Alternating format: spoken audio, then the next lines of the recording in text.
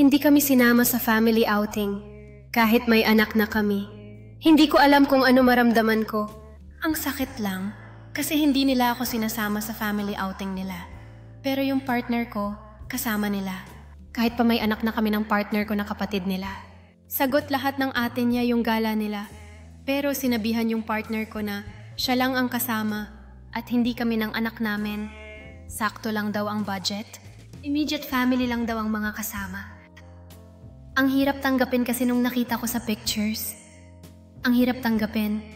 Kasi nung nakita ko sa pictures, kasama naman yung girlfriend.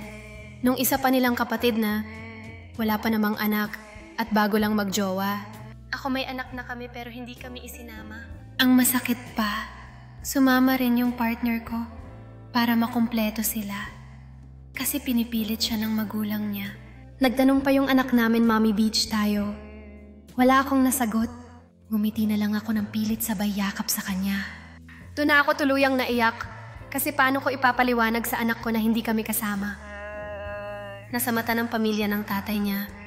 Hindi pa kami parte ng pamilya. Habang nakatingin ako sa partner ko, gusto kong magtanong, bakit hindi mo kami ipinaglalaban?